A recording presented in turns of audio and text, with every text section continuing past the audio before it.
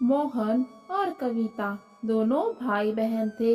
उनके माता पिता के गुजरने के बाद मोहन ने ही घर की सारी जिम्मेदारी उठाई और खुद की पढ़ाई भी पूरी करी।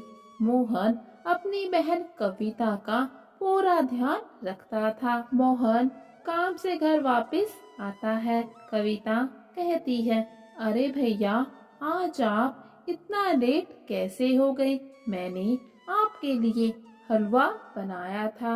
मैंने खुद ने भी अभी तक खाना नहीं खाया। मोहन अपनी बहन कविता को कहता है, अरे बहन, तुम खाना खा लिया करो, मेरे लिए इतने समय तक भूखा ना रहा करो। कविता कहती है, माँ पापा के जाने के बाद आपने कभी भी मुझे उनकी कमी महसूस नहीं होने दी।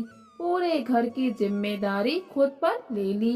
ऊपर से मेरी पढ़ाई का सारा खर्चा भी आपको ही करना पड़ता है, तो क्या बदले में मैं इतना भी नहीं कर सकती? मोहन कहता है, अरे पगली, ये तो मेरा फर्ज है। अगर मैं नहीं करूँगा तो फिर कौन करेगा? वैसे भी कल से मैं हर रोज लेट ही आऊँगा, क्योंकि रास्ते में एक नया पुस्तकालय खुला है, जहाँ पर जाकर मैं अपनी पढ़ाई करूँगा। कविता अपने भैया से कहती है, अरे भैया, सारा दिन तुम मेहनत करते हो, फिर शाम के समय भी लेट आओगे, तो फिर तुम आराम किस समय करोगे?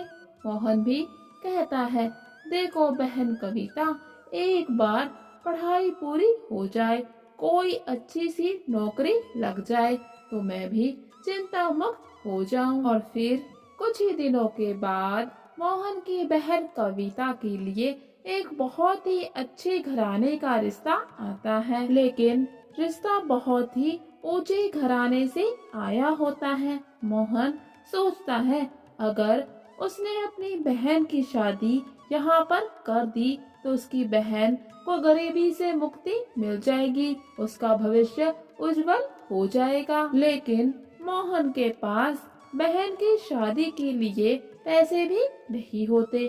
तभी मोहन को ख्याल आता है कि उसने अपनी पढ़ाई के लिए जो भी पैसे बचा कर रखे हैं, उन्हीं से वो अपनी बहन की शादी करा देगा। और फिर इस तरह से मोहन अपनी बहन की जिंदगी संवारने के लिए अपने भविष्य को दांव पर लगा देता है।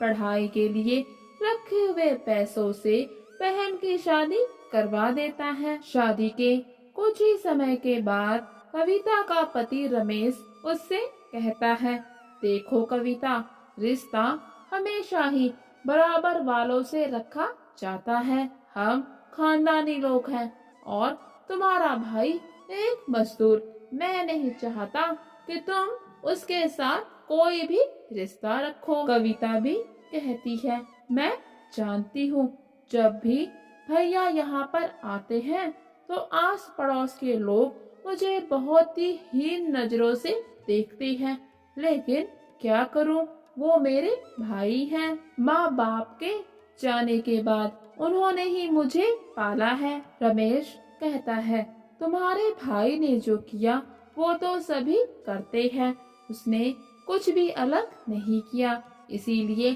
तुम अपने भाई से मिलना जुलना कम कर दो।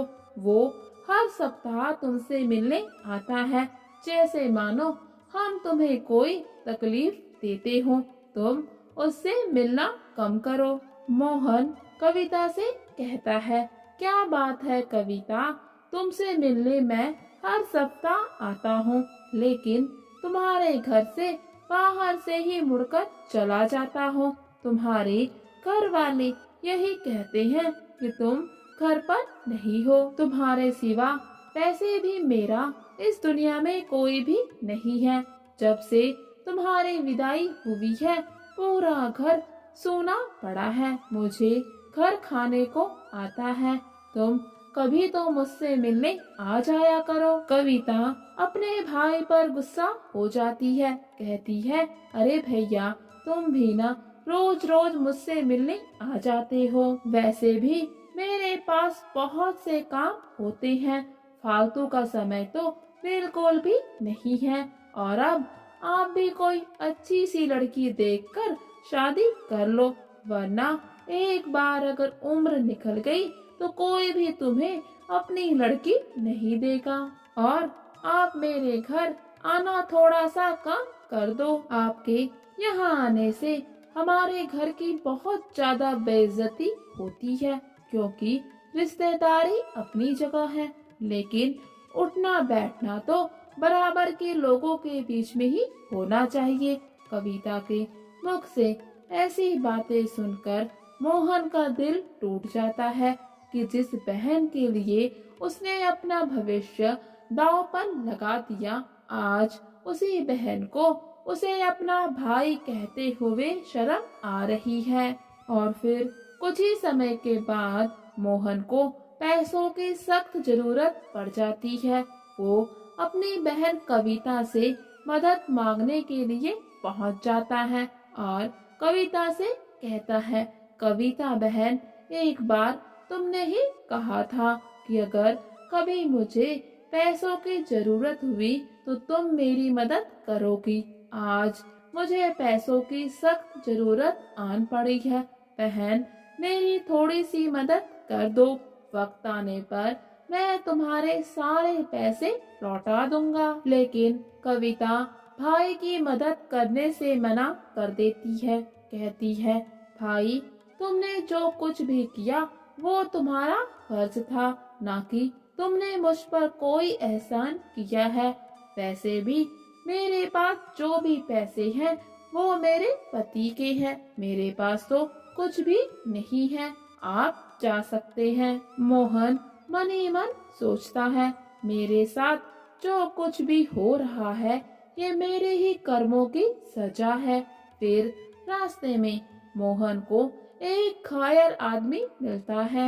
मोहन फिर घायल आदमी को उसके घर छोड़ देता है। घायल आदमी मोहन से पूछता है कि वो कौन है, तो मोहन उसको अपनी सारी कहानी सुनाता है कि कैसे बहन के भविष्य के लिए उसने अपना भविष्य दांव पर लगा दिया और आज उसी बहन ने उसको धुक्कार के घर से निकाल दिया। घायल आदमी मोहन को नौकरी का प्रस्ताव देता है।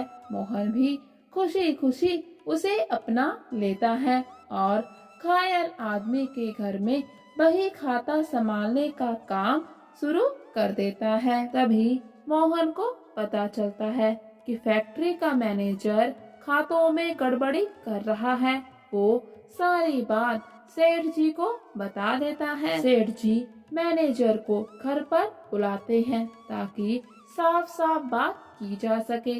जैसे ही मैनेजर अपनी पत्नी के साथ घर पर पहुंचता है तो ये देखकर हैरान रह जाता है कि मोहन सेठ के घर में काम कर रहा है, क्योंकि वो और कोई नहीं बल्कि उसकी बहन का पति रमेश होता है। पहले तो रमेश और कविता मोहन की खूब बेइज्जती करते हैं कि वो उनके मालिक के घर में नौकर की नौकरी कर रहा है, लेकिन जैसे ही उन्हें पता चलता है कि मोहन वहाँ पर नौकर नहीं बल्कि बही खातों का हिसाब किताब रखता है, तो वो भी भौचक्के से रह जाते हैं। और फिर रमेश को ये भी पता चलता है कि उसने जो भी हेरा फेरी करी है उसका पता मोहन और सेठ जी को चल चुका है। सेठ जी सब कुछ जानने के बाद रमेश को नौकरी से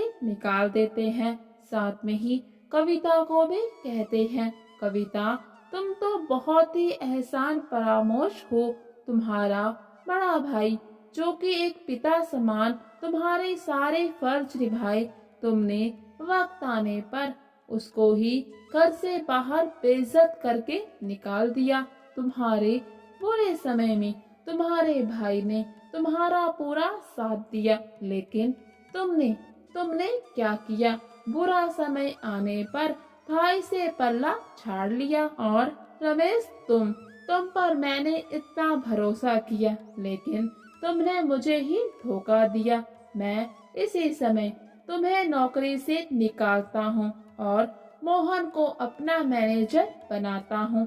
चले जाओ मेरे घर से। रमेश और कविता वहाँ से चले जाते हैं, लेकिन रमेश को काफी समय तक कहीं भी नौकरी नहीं मिलती, जिसके कारण उसके घर की स्थिति खराब होना शुरू हो जाती है। फिर कविता अपने भाई मोहन के पास वापस आती है और माफी मांगने लगती है कि उसने घमंड में आकर अपने बड़े भाई का बहुत ही अपमान किया है। लेकिन क्या उसका बड़ा भाई अपनी छोटी बहन को माफ नहीं करेगा? लेकिन मोहन मोहन का दिल बहुत बड़ा है। वो अपनी छोटी बहन को माफ कर देता है, साथ में रमेश को भी माफ कर देता है और फिर सेठ जी से कहकर रमेश को एक बार फिर से काम दिलवा देता है।